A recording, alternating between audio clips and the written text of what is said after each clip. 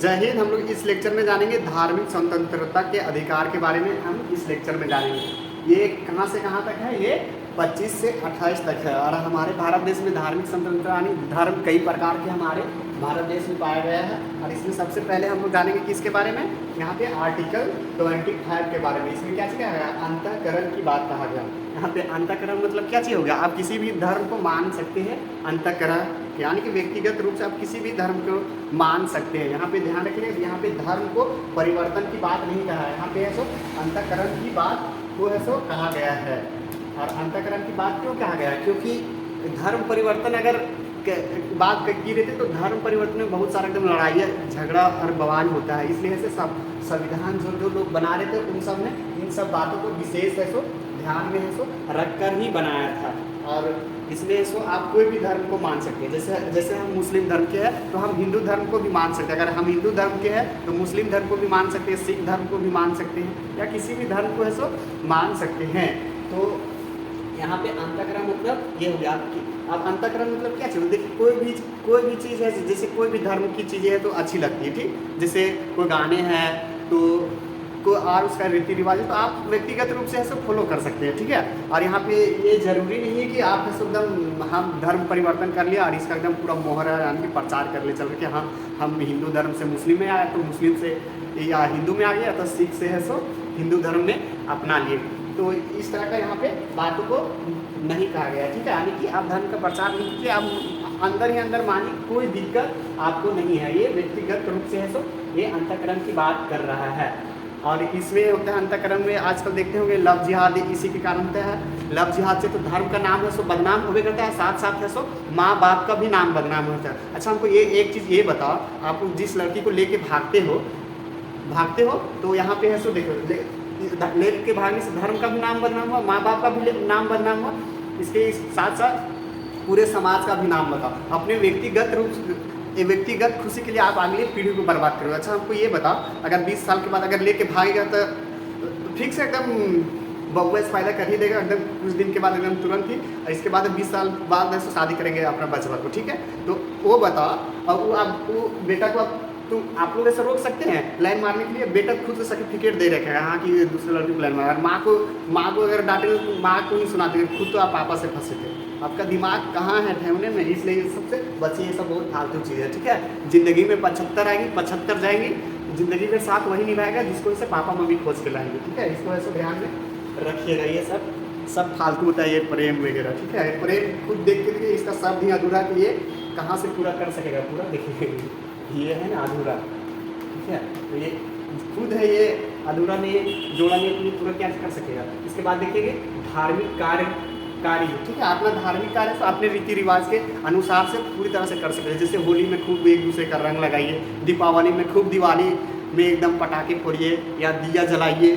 और इसके बाद है सो आप ईद में किसी से मिलिए एकदम पूरी तरह से, ठीक है, गले मिलिए किसी से। यानी कि यहाँ अपने अपने धर्म के नियम या तो रीति रिवाज के अनुसार है सो यहाँ पे है सो कहा गया है कि आप किसी भी धर्म को अपने रीति और रिवाज और नियम के कारण से कोई भी धर्म को मान सकते हैं। इसके बाद है सो धार्मिक प्रचार के बारे में।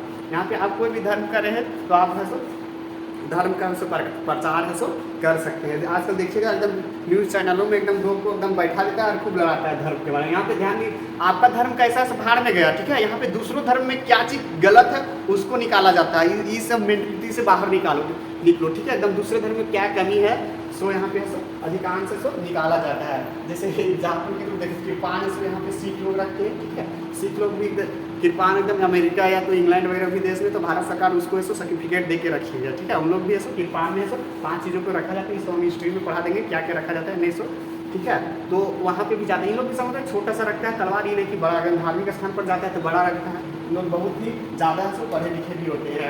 इंडिया का लगभग 30 से 35% जो एजुकेशन इन्हीं के भी यहाँ पे। आप अपने डिस्ट्रिक्ट में देख लीजिएगा, कोई भी स्कूल या तो कॉलेज वगैरह रहता है तो एकदम संत करके एकदम रहता है, ठीक है। संत थॉमस करके से ये सब देखिएगा अधिकांश ईसाइयों लोगों का होता है, सिखों का ही होता है। इसके बाद है सो हिजाब, ठीक है। आप हिजाब भी अपने अनुसार से पहन सकते हैं या नहीं पहनते, कोई ज़बरदस्ती दबाव आपको हिजाब के लिए नहीं दिया जाता है।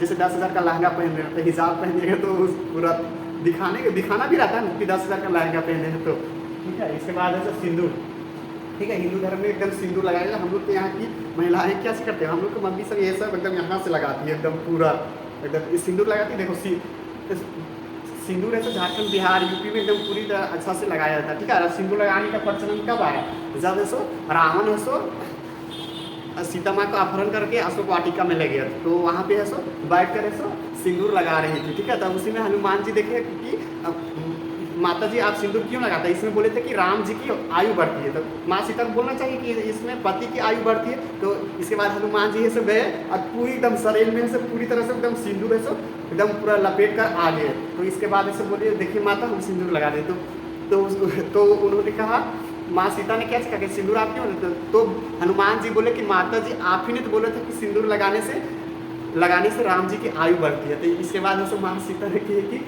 और पति की आयु बढ़ती है। तो इसके बाद ऐसे माँ सीता रो गई, क्या होती है ये, ऐसी होती है भक्ति किसी के प्रति। तो इसके बाद माँ सीता ने वहीं आशीर्वाद दिया, अगर जो आपको सच्ची श्रद्धा के साथ अगर सिंदूर वगैरह जगा कर उसकी मनोकामना जरूर पूरी होगी। इसके बाद है सर यहाँ पे देखते हैं टिक्की भी रख सकते हैं, हिंदू धर्म में टिक्की वगैरह रखता है अधिकांश लोग को देखते हैं, या तो दाढ़ी वगैरह है सो बढ़ा लेता है, तो इससे कोई रोक टोक नहीं है। आप यहाँ पे अधिकांश इसमें देखेंगे ये आर्टिकल में अंतःकरण या तो धार्मिक कार्य अपने हिसाब से कर सकते हैं या धार्मिक प्रचार कर सकते हैं। यहाँ पे यानी कि व्यक्तिगत स्वतंत्रता की बात कही है, ठीक है। व्यक्तिगत रूप से आप किसी को मान सकते। आर्टिकल 25 क्या कह रहा था, व्यक्तिगत स्वतंत्रता की बात कर रहा था, यानी कि व्यक्तिगत धार्मिक स्वतंत्रता की बात कर रहा था। और इसके बाद हम लोग देखेंगे आर्टिकल 26 में इसमें क्या चीज़ बोलता है, इसमें सामूहिक स्वतंत्रता की बात करता है, यानी सामूहिक धार्मिक आज़ादी की बात करता है। जैसे कि आप धार्मिक कार्यों का प्रबंधक है सो जैसे सामूहिक रूप से कर सकते हैं।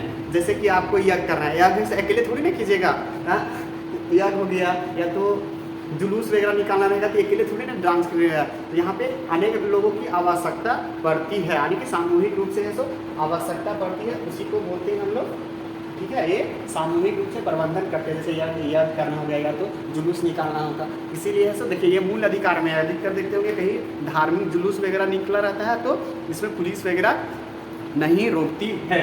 इसके बाद देखेंगे स्थापना, ठीक है। आप किसी भी है सो मंदिर वगैरह का है सो स्थापना कर सकते हैं। यहाँ पे क्या कर सकते हैं, मंदिर, मस्जिद, गिरजाघरों को है सो आप बेहतरीन ढंग से स्थापना कर सकते हैं और इसमें है सो अपने नियम और रीति रिवाज के अनुसार अपना धर्म को है सो अपना सकते हैं। जैसे मस्जिदों में है सो किया जाता है और इसके बाद है सो मंदिरों में किया जाता है, अपने धर्म के अनुसार से मूर्ति वगैरह बैठाया जाता है, इसमें कोई भी है सो दबाव नहीं दिया जाता है। इसके बाद है सो आप है सो संपत्ति को अर्जित कर सकते हैं, यानी कि संपत्ति यानी कि जहाँ धार्मिक स्थान है वहाँ पे है सो आप संपत्ति यानी दान पेटी लगा दिए, उसमें आएगा तो लोग है सो पैसा डालेगा और इससे है सो संपत्ति भी इकट्ठा होगा। जो संपत्ति इकट्ठा होगा वो है सो क्या चाहिए, संपत्ति ये वैधानिक खर्च होना चाहिए। यानी कि वैधानिक खर्च कहने का मतलब है कि ये है सो संविधानिक रूप से है सो खर्च होना, ना कि कोई गलत काम करे। ये पैसा वो लो हथियार लो और मारो ससुरों की, जो होगा तो देखा जाएगा। तो ये ऐसा चीज़ है, ये गलत है। इसे यानी कि वैधानिक खर्च होना, यानी कि सही तरीके से है सो इसको खर्च करना है। जैसे भंडारा चला दीजिए या किसी गरीब को कम्बल वगैरह बांट दीजिए या किसी को खाना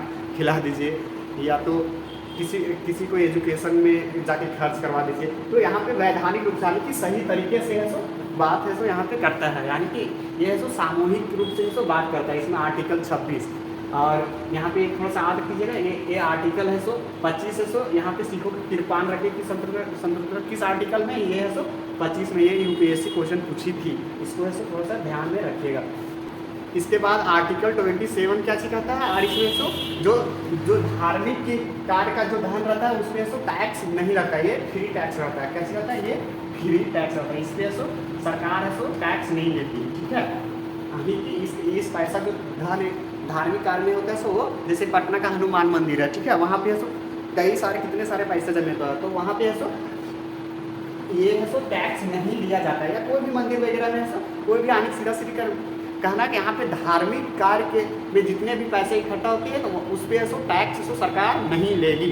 आप ये टैक्स है सो आप अपनी धार्मिक रूप से किसी में भी है सो आप खर्च कर सकते हैं। और इसमें है सो धांधली भी होता है, जैसे कि हमको 1 करोड़ रुपया मेरे पास, ठीक है, इसमें सो 50 लाख है तो दे दिए मंदिर वाला, मंदिर या मस्जिद किसी में हो, किसी में भी धांधली होती है, तो इसमें सो मंदिर वाला में दे दिए 50 लाख रुपया, ठीक है। तो 50 लाख दे दिए और इसके बाद बोल दिए पुजारी से कि ये चीज़ में खर्च करवा के और इससे है सो बिल दिखा के अब इतना हमको भी देते हैं। अरे कोई चीज़ में होता है भी ऐसे आजकल होता है, इसमें सो धार्मिक। इसके बाद कहीं कहीं देखिएगा यहाँ पे बहुत सारे मंदिरों में पैसा, जैसे तिरुपति का मंदिर हो गया, आज राम मंदिर भी हो गया, इस सब सारे में बहुत सारे पैसा आते हैं। इसके बाद ऐसो कहीं कहीं ऐसो एंट्री फीस भी लगती है। देखिए हम लोग बचपन में भी कहीं जाते थे तो देखते थे एंट्री फीस ऐसो लेता है। क्यों लेता है? क्योंकि जल्दी ऐसो दर्शन करवाने में तो भीड़ इतना ज़्यादा लगा रहता है हमें कि कहना नहीं है। तो ये है सो इन लोग ऐसे टैक्स वगैरह नहीं ले रहा है, ठीक है। इन लोग के है सो मूल अधिकार में अधिकार दिया गया है, ठीक है, ये एंट्री फीस करवाने का 250।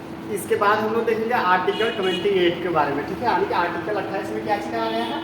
सरकारी खर्च से चलने वाले संस्थान में धार्मिक शिक्षा नहीं दी, यानी कि सरकारी स्कूलों में है सो धार्मिक शिक्षा नहीं दी, यानी कि सरकार के पैसे से जो संस्थानें चलती है उस पे सो धार्मिक शिक्षाएं नहीं दिया जाएगा, यही कहा गया है आर्टिकल 28 में। और इसके बाद सो देखो संस्थान में किसी भी धार्मिक कार्य के लिए बाध्य नहीं कर सकता है। जैसे कोई भी धर्म को उसमें है सो जो सरकारी खर्च से चलती है उसमें किसी भी धर्म को थोपा या ज़बरदस्ती नहीं दिया। इसमें लोगों का एक थोड़ा सा कन्फ्यूजन होता है। जैसे कोई स्कूल में संस्कृत में प्रार्थनाएं होती है, अगर इंग्लिश में कहीं तो क्रिश्चियन का स्कूल है तो इंग्लिश वगैरह में, तो ये एक कल्चर है, ठीक है, इस पर ध्यान नहीं देना है। यानी कि इसके बाद देखिए हम क्या क्या पढ़ा है, इसको थोड़ा सा थियोरिटिकल पार्ट में देखिए। देखो धार्मिक स्वतंत्रता का अधिकार कितना है? अनुच्छेद 25 से लेकर 28 में पहला क्या से करा गया है? अंतःकरण की से चर्चा किया, यानी कि व्यक्तिगत धार्मिक स्वतंत्रता की चर्चा है। इसके तहत सिखों को कृपाण यानी कि तलवार रखता है, मुस्लिमों को दाढ़ी, हिंदुओं को टिक्की रखने की स्वतंत्रता होती है या तो सिंदूर लगाने की स्वतंत्रता है।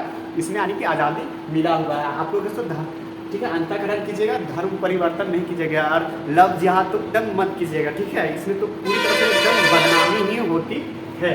इसके बाद ऐसे देखो यहाँ पे मुस्लिम को दाढ़ी, ठीक है, अगर हम चाहे मुस्लिम का कोई भी कैटेगरी के लोग रहे तो दाढ़ी रख सकता है, एकदम पूरा मन करे तो एकदम दाढ़ी को इतना बढ़ा दीजिए, आप झाड़ू भी लगा लीजिए दाढ़ी को, आपको रोकने नहीं जाएगा।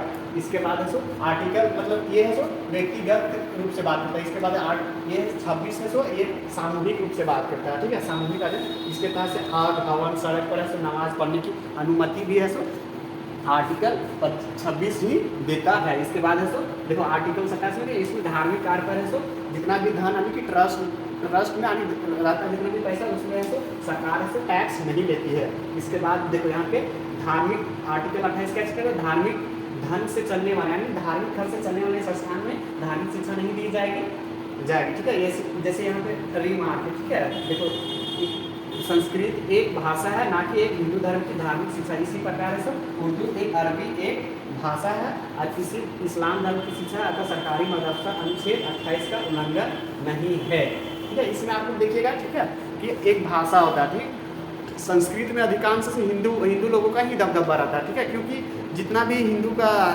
महाभारत रामायण में सब संस्कृत भाषा में ही लिखी गई है। तो समझता है कि इसमें सो हिंदुओं का ही मिलेगा। और इसके बाद है सो एक संस्कृत भाषा है इसमें। इसके बाद उर्दू, ठीक है, उर्दू है सो अधिकांश मुस्लिमों का जो भी धार्मिक ग्रंथ है वो अरबी उर्दू में ही लिखा गया है। जैसे उन लोग का जो भी है सो होता है धार्मिक मोहम्मद पैगम्बर वगैरह जो भी हो, तो उसमें है सो उर्दू और अरबी। तो उसमें समझता है कि उर्दू भाषा में सो उन लोग मुस्लिम का ही दबदबा रहता है। इसके बारे में हम आगे के लेक्चर में हम थोड़ा सा इसमें बताएंगे, ठीक है। संस्कृति एवं शिक्षा के अधिकार पर थोड़ा सा हम इससे भी रिलेटेड मैच करता है। जय हिंद, हम लोग मिलेंगे नेक्स्ट लेक्चर में।